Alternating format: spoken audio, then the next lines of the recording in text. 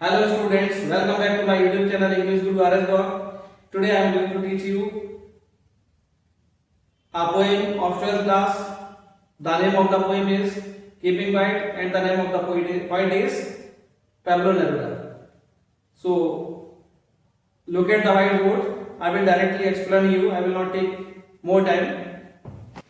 So look at the whiteboard and I will read the poem and explain you. Poem का नाम क्या है? Keeping quiet और इसको किसने लिखा है? पैब्लो नेरुदा ने लिखा है। पोएम की फर्स्ट टू लाइन्स है, इसमें लिखा है now we will come to 12। अब हम 12 तक गिनेंगे and we will keep still और हम सब लोग शांत हो जाएंगे। पोएट का ये कहना है, मतलब पोएट यहाँ पर शांति पर एक्सरसाइज कर रहा है। पोएट का ये कहना है कि जब हम शांत होंगे तो हम सोच पाएंगे what we are doing right and what we are doing wrong. क्योंकि आज की दुनिया में, इस मॉडर्न एज में हर कोई भाग दौड़ में मचा हुआ है, दौड़ रहा है, सब भाग दौड़ में लगे हुए हैं। कोई कुछ कर रहा है, कोई कुछ कर रहा है, कोई रॉन्ग वर्क कर रहा है, उसको ये पता नहीं मैं क्या कर रहा हूं and what will the consequences of their activities, what they are doing, they don't know what will be the results. तो that's why point is emphasising on introspection and piece.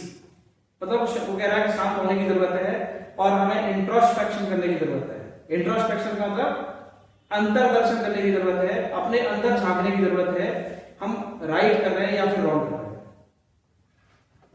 तो इसलिए पॉइंट कह रहा है, सबसे अपील कर रहा है, दुनिया के सारे लोगों से अपील कर रहा है, now we will count to 12।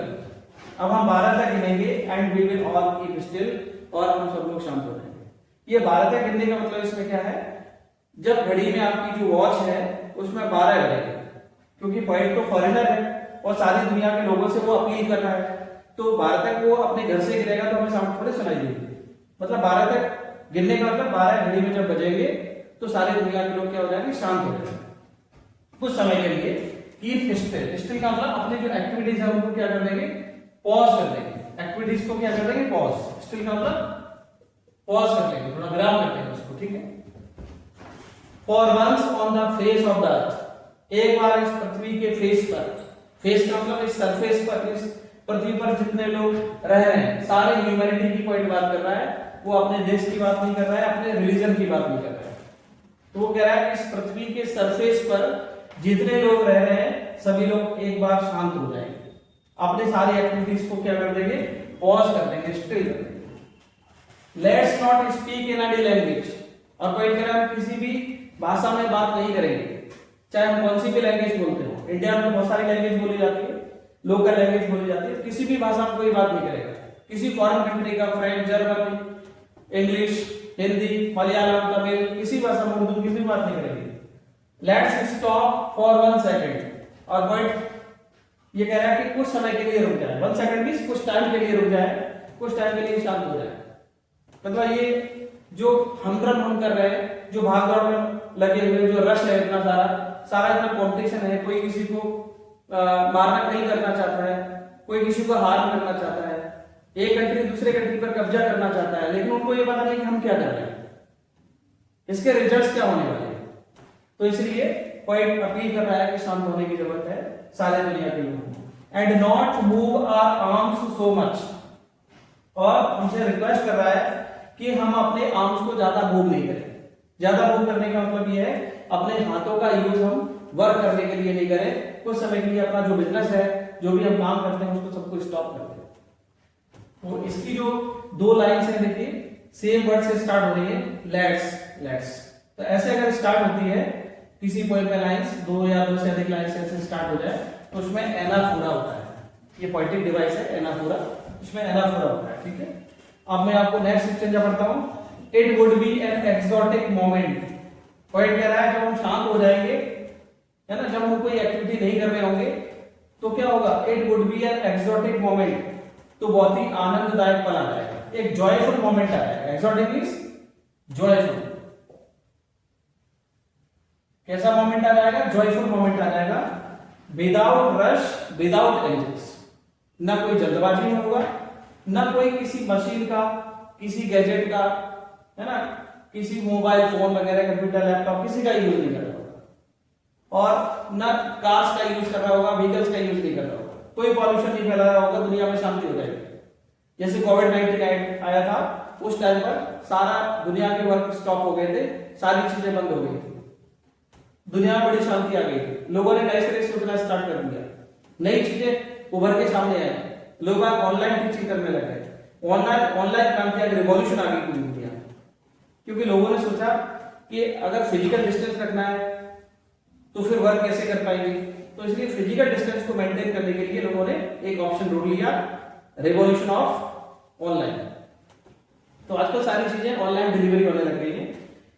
तो इसमें पॉइंट कह रहा है विदाउट रश विदाउट इंजन्स। तो इंजन्स का मतलब यहाँ पर क्या है, इंजन भी मशीन कारखाने वगैरह है, और इंजन का मतलब यहाँ पर कार से भी है, एक कार हो गया इंजन, कार रहता है, कार में इंजन रहता है, बस में ट्रक में ट्रेन में रहता है, ऐसे ही। और इंजन का मतलब यहाँ पर क्या, मशीन से।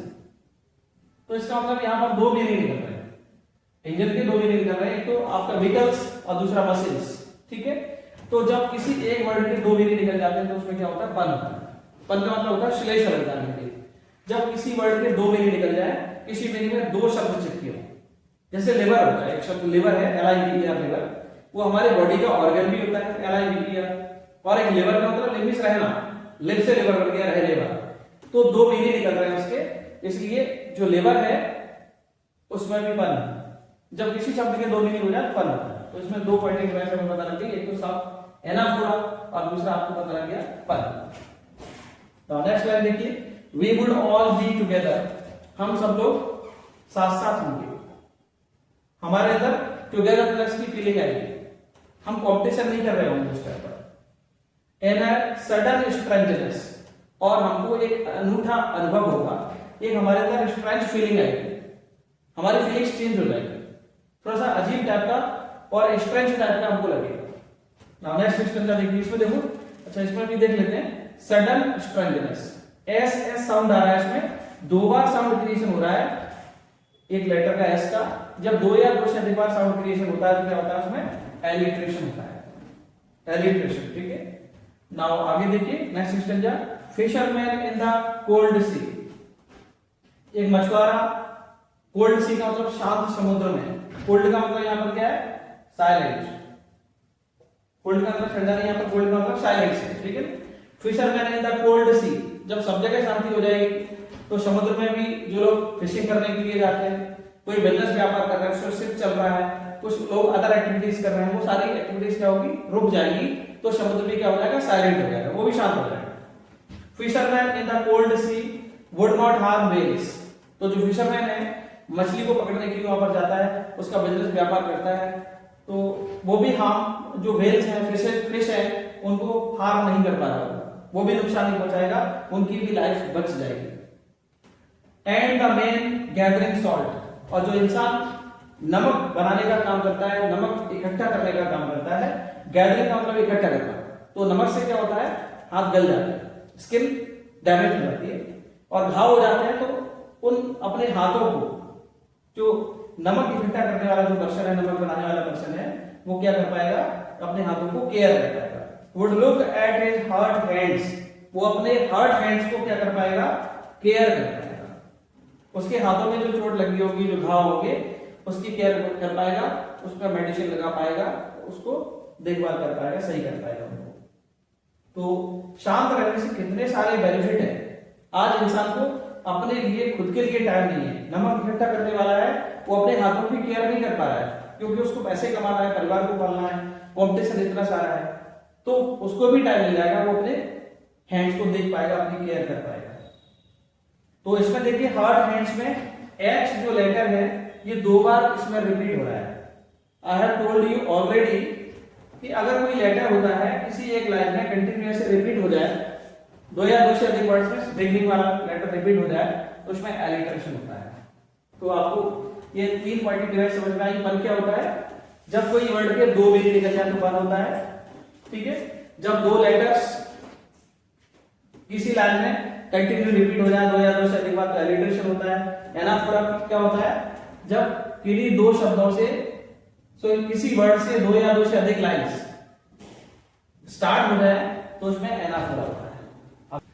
Now see the next sentence, those who prepare green wash, मतलब जो लोग लड़ने के लिए तैयार है।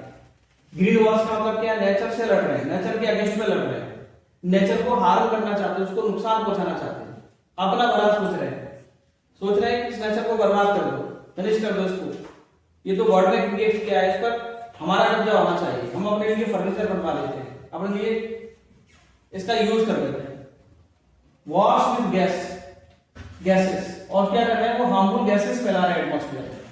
वॉश विद फायर, और फायर का मतलब पॉल्यूशन फैला रहे हैं, और फायर का मतलब यहाँ पर दो मीनिंग हो सकते हैं, फायर मींस टेम्परेचर बढ़ाना, आग जलाना, है ना, अननेसेसरी पॉल्यूशन करना, और फायर मतलब फायर आर्म्स से भी है। यहाँ पर फायर क्या हो जाएगा, यहाँ पर आर्म्स का भी यूज कर रहे हैं लोग, हथियारों का यूज कर रहे हैं, और फायर का मतलब फायर से भी डायरेक्ट मीनिंग, फायर का मतलब फायर आग। तो यहाँ पर दो मीनिंग है, इसमें भी फन हो जाएगा। यहाँ पर फायर के दो मीनिंग निकल रहे हैं, एक तो लोग क्या कर रहे हैं, फायर का मतलब अननेसेसरी पॉल्यूशन क्रिएट कर रहे हैं, ग्लोबल वार्मिंग बढ़ा रहे हैं, टेम्परेचर बढ़ा रहे हैं, ठीक है ना, और दूसरा आर्म्स का यूज कर रहे हैं। तो लोग क्या कर रहे हैं, नेचर के अगेंस्ट में लड़ रहे हैं, पॉइजनस गैसेस फैला रहे हैं, आर्म्स का यूज कर रहे हैं, पॉल्यूशन फैला रहे हैं, ठीक है। Would put on victory with no survivors, तो लोग आगे विक्ट्री विथ नो सर्वाइवर्स, अगर ऐसा करके हमारी जीत भी हो जाए, एटम बॉम्ब्स का यूज करके, है ना, हथियारों, खतरनाक हथियारों का यूज करके, नेचर को समाप्त करके हम कंट्रोल भी कर लें, जीत भी हो जाए, अगर हम ऐसे खतरनाक हथियारों का यूज करेंगे और नेचर ही नहीं रहेगा तो हमारा जीवन रहना कैसे पॉसिबल है। तो विक्ट्री विथ नो सर्वाइवर्स, अगर ऐसे में हम जीत भी जाएं तो ऐसे जीतने से फायदा क्या है, जब कोई सर्वाइव ही नहीं कर पाएगा, जब कोई बचेगा नहीं। तो जब अपोजिट आइडिया आता है तो क्या होता है, उसमें एंटीथेसिस होता है। यहाँ पर विक्ट्री भी हो रही है और कोई बच भी नहीं रहा, तो इस लाइन में क्या है, एंटीथेसिस है। इस लाइन में एंटीथेसिस पॉइंट यूज कर रहा है, एंटीथेसिस, THESIS, एंटीथेसिस, ये वाला। जब दो अपोजिट आइडियाज आ जाए सेम लाइन में या दो लाइंस में अपोजिट आइडियाज आ जाए तो क्या होता है, एंटीथेसिस होता है। तो यहाँ पर विक्ट्री भी हो रही है और बच भी नहीं रहे हैं, तो इसमें अपोजिट आइडिया आ रहा है, इसलिए एंटीथेसिस है। Would put on clean clothes, इसलिए हम क्या करें, साफ सुथरे कपड़े पहन लें। पॉइंट एडवाइस कर रहा है, आपको समझा रहा है कि हम साफ सुथरे कपड़े पहने, क्लीन क्लॉथ्स। देखो सी साउंड यहाँ पर रिपीट हो रहा है सी लेटर का, तो इसमें एलिट्रेशन, इसमें क्लीन क्लॉथ्स में क्या है, एलिट्रेशन, इसमें एलिट्रेशन, ठीक है। And walk about with their brothers, और हम क्या करें, सभी लोग से अपील कर रहे हैं कि हम सब लोग क्या करें, अपने भाइयों के साथ में घूमने के लिए, टहलने के लिए कहीं निकल जाए। In the shade doing nothing, कहां पर चले जाए, शेड में चले जाए, कहीं छाया वाली जगह चले जाए, जहां पर फॉरेस्ट एरिया हो, ट्रीज वाला एरिया हो, उस जगह चले जाए जहां हमको शांति मिलेगी और नेचर के बीच में जाएंगे, मन भी खुश रहेगा, हैप्पी रहेगा, और कोई एक्टिविटी नहीं करेगा। नेक्स्ट क्वेश्चन, जो what I want should not be confused. अब पॉइंट कह रहा है जो मैं कहना चाहता हूं उससे आपको कंफ्यूज होने की जरूरत नहीं, मतलब उसको मिसअंडरस्टैंड करने की जरूरत नहीं। विद टोटल इनएक्टिविटी, मुझे कह रहा है कि मैं उसकी बात नहीं कर रहा कि टोटल इनएक्टिव हो जा रहा है। टोटल इनएक्टिव का मतलब ये होता है डेथ होता है, मतलब ऐसा नहीं कि हम सुसाइड कर ले मर जाए, शांत हो जाए, ऐसा नहीं, दुनिया शांत हो जाए कैसे, मतलब हम कोई वर्क नहीं करें। Life is what it is about, तो हमें ऐसा लगेगा कि उस टाइम पर कुछ हो नहीं रहा है, लेकिन हम उस टाइम पर सर्वाइव करेंगे, जिंदा रहेंगे और इंट्रोस्पेक्शन करेंगे, कुछ सोचेंगे, ब्रदरहुड की फीलिंग आएगी, लोगों से अटैचमेंट होगा, भाई बहनों को अपने समझ पाएंगे, उनको टाइम दे पाएंगे, अपने रिलेटिव्स को, फ्रेंड्स को टाइम दे पाएंगे। तो इसलिए पॉइंट इसकी बात कर रहा है, life is what it is about, जिंदगी वही होती है जो हम उसके बारे में सोचते हैं।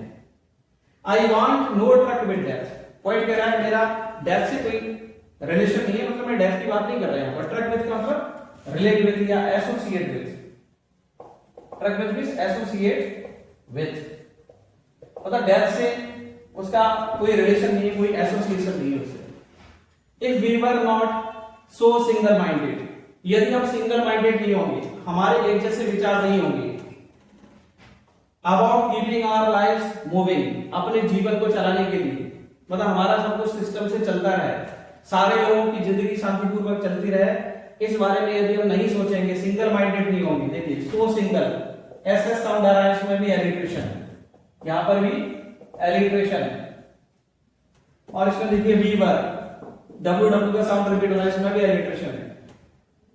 If we were not so single-minded, यदि हम सिंगल माइंडेड नहीं होंगे about keeping our lives moving, अपने जीवन को चलाने के लिए, perhaps use silence, तो मतलब हम शांति नहीं ला पाएंगे दुनिया में। जो रॉन्ग एक्टिविटीज हो रही है वो सारी रॉन्ग एक्टिविटीज चलती रहेंगी, एक दूसरे को हम हार्म करते रहेंगे, इसलिए हमें सिंगल माइंडेड होने की जरूरत है। पॉइंट हमसे अपील कर रहा है। Perhaps use silence, तभी एक लॉन्ग साइलेंस आएगी दुनिया में, तभी एक लंबी शांति आएगी, सारी दुनिया में शांति आ जाएगी। यूज साइलेंस मतलब long silence, use means long, use means long. Might interrupt this sadness, अभी जो सैडनेस का कारण है वो क्या है? हम एक दूसरे को हार्म कर रहे हैं, कोई किसी को देख नहीं रहा है, कोई किसी को किल करना चाहता है, कोई बिजनेस में लॉस देना चाहता है किसी को, कोई किसी के बच्चे किडनैप करना चाहता है। ऐसी घटनाएं आजकल हो रही है ना। कोई चीजों को नष्ट करना चाहता है, किसी की प्रॉपर्टी को कब्जाना चाहता है। तो अगर ये सैडनेस हमको दूर करना है, इंसान किससे दुखी है? इंसान से दुखी है, उसके कॉम्पिटिशन से दुखी है, अननेसेसरी का जो कॉम्पिटिशन रेज हुआ है उससे। इसलिए पॉइंट चाहता है कि सैडनेस को यदि हमें इंटरप्ट करना है, इसे स्टॉप करना है। Interrupt means stop. अगर इस सैडनेस को स्टॉप करना है तो क्या करना पड़ेगा? नेवर अंडरस्टैंडिंग आवरसेल्फ, तो हमें सिंगल माइंडेड होना पड़ेगा लाइफ को चलाने के लिए, नहीं तो हम कभी भी अपने आप को नहीं समझ पाएंगे। क्या लिखा? Of never understanding ourselves. अगर हम सिंगल माइंडेड नहीं होंगे, एक जैसे विचार नहीं होंगे जिंदगी को जीने के लिए, पॉजिटिव नहीं सोचेंगे, तो हम अपने आप को नहीं समझ पाएंगे। Of never understanding ourselves and of threatening ourselves with death, और फिर हमें मरने का खतरा हमेशा सताता रहेगा, हमेशा डर रहेगा, हम शांतिपूर्वक जीवन नहीं जी पाएंगे। Perhaps the earth can teach us, शायद अर्थ भी हमको यही सिखाती है। मतलब पॉइंट ये कह रहा है कि नेचर से भी हमें सीख लेना चाहिए। Perhaps the earth can teach us, शायद अर्थ भी हमको यही सिखाती है। And when everything seems dead, जब सब कुछ हमको डेड नजर आता है, सब कुछ हमको डेड नजर आता है। कब नजर आता है? जैसे मैं एक एग्जांपल देना चाहूंगा आपको। जैसे ऑटम सीजन आता है, उस टाइम पर पत्ते वगैरह सब झड़ जाते हैं पेड़ पौधों के, और प्लॉट्स वगैरह जहां भी खेत वगैरह सब रहते हैं, फसल कट जाती है, प्लॉट में घास फूस सूख जाती है गर्मी के सीजन में, है ना। तो ऐसा लगता है कि शांत हो गया है। लेकिन जैसे रेनी सीजन आता है तो उसमें मिट्टी के अंदर जो बीज पड़ा हुआ है, जो अभी हमको इनएक्टिव लग रहा है, वो उसमें से फिर से घास फूस फिर से निकल आती है, फिर उसमें पेड़ पौधे निकल आते हैं, एग्रीकल्चर लैंड फिर से हरी भरी हो जाती है। तो इसका मतलब ये नहीं है कि पृथ्वी की डेथ हो जाती है या चीजें मर जाती हैं, वो कुछ समय के लिए साइलेंट हो जाती है। ऐसे ही इस नेचर की तरह से, पृथ्वी की तरह से, इस अर्थ की तरह से हमें साइलेंट होने की जरूरत है और इंट्रोस्पेक्शन करने की जरूरत है, जिससे हम ब्रदरहुड डेवलप कर पाए और कुछ अच्छा सोच पाए, ह्यूमैनिटी के हित में, मानवता के हित में कुछ अच्छा सोच पाए। तो perhaps the earth can teach us, earth हमको क्या कर रही है? यहाँ पर टीच कर रही है, अर्थ हमको सिखा सकती है, अर्थ हमको सिखा सकती है। अर्थ सिखा रही है, इसका मतलब क्या है? ये पर्सन की तरह से, कोई इंसान किसी को टीच करता है, पढ़ाता है, लेकिन यहाँ पर अर्थ पढ़ा रही है, तो इसका मतलब इसमें पर्सोनिफिकेशन है, अर्थ सिखा रही है। जब नॉन लिविंग को लिविंग की तरह से ट्रीट करते हैं तो क्या होता है? पर्सोनिफिकेशन होता है। Perhaps the earth can teach us and when everything seems dead, पृथ्वी हमको क्या सिखाती है? जब हमको पृथ्वी पर सब कुछ डेड नजर आता है, and later proves to be alive, और बाद में वही फिर हमको जिंदा नजर आता है। तो जिंदा कैसे नजर आता है वो मैंने आपको एग्जांपल दिया। तो बारिश होती है, फिर से पेड़ पौधे, फिर घास फूस निकल आती है, जो खरपतवार वीड रहती है फिर से निकल आती है। यहाँ पर देखिए डेड और अलाइव दो अपोजिट वर्ड्स आ रहे हैं। जब दो अपोजिट वर्ड्स ऐसे यूज हो जाते हैं तो उसमें ऑक्सीमोरन होता है, विरोधाभास नहीं होता है, ऑक्सीमोरन। जब दो अपोजिट वर्ड्स आ जाते हैं तो क्या होता है? ऑक्सीमोरन होता है। तो डेड का अपोजिट क्या होता है? अलाइव होता है, इसको oxymoron. Next to sum up वाली लाइन है, इसमें आपको इनको पॉइंट सम अप करना है वगैरह। नाउ सारी चीजें उसने समझा दी, अब वो कह रहा है now I will count to 12। अब पॉइंट वही बात फिर से कह रहा है जो उसने शुरुआत में कहा था कि मैं 12 तक गिनूंगा और सब लोग शांत हो जाना। वो कह रहा है कि now I will count to 12, अब मैं 12 तक गिनूंगा, and you keep quiet and I will go, और आप सब लोग शांत हो जाना और मैं चला जाऊंगा। ठीक है, तो 12 तक गिनेगा और वो कह रहा है कि आप लोग शांत हो जाना, मैं चला जाऊंगा। पॉइंट कहां जाएगा? पॉइंट भी अपने भाई बहनों के साथ में न्यू क्रॉस करके घूमने के लिए निकल जाएगा, कहीं शेडी एरिया में निकल जाएगा, और कहीं जहां पर ट्रीज वगैरह, प्लांट्स वगैरह होंगे, हरियाली में, वहां पर निकल जाएगा। Now I will tell you about rhyming scheme of this poem. इसमें राइमिंग स्कीम कुछ भी नहीं है। जैसे आप इसमें पढ़ेंगे, किसी कोई लाइंस पढ़ोगे तो उसमें लाइन्स मैच नहीं कर रही और लाइन्स भी कुछ छोटी कोई बड़ी लाइन ऐसे कुछ लिखी हुई है, तो इस पोएम में राइम स्कीम नहीं है। जब राइम स्कीम नहीं होती है तो उसको हम क्या बोलते हैं, ब्लैंक वर्स या फ्री वर्स बोलते हैं। क्या बोलते हैं, ऐसा मैंने आपको किसी और पोएम में बताया, ब्लैंक वर्स, ठीक है, या फिर इसको हम फ्री वर्स कह सकते हैं, फ्री वर्स, ब्लैंक वर्स या फ्री वर्स। जब राइम स्कीम नहीं होती तो ब्लैंक वर्स या फ्री वर्स कहेंगे। इस पोएम में पोएट ने टोन का यूज किया है। कैसी टोन में पोएम को लिखा है, टोन कैसी है इसमें, काम है, शांत है, मतलब शांतिपूर्वक सारी बातों को बता रहा है और शांत होने के लिए वो हमको बोल रहा है, ठीक है ना। और रिफ्लेक्टिव टोन भी है। रिफ्लेक्टिव का मतलब क्या है, सारी दुनिया को देखने के बाद उसके माइंड में कुछ बातें आ रही है कि दुनिया में क्या हो रहा है सब कुछ, इसलिए वो डिस्टर्ब हो जाता है और उसके माइंड में जो विचार आते हैं वो लोगों को बताना चाहता है, अपने रीडर्स को बताना चाहता है, इसलिए इसमें रिफ्लेक्टिव टोन भी है। और नेक्स्ट है इसमें परसुएसिव टोन।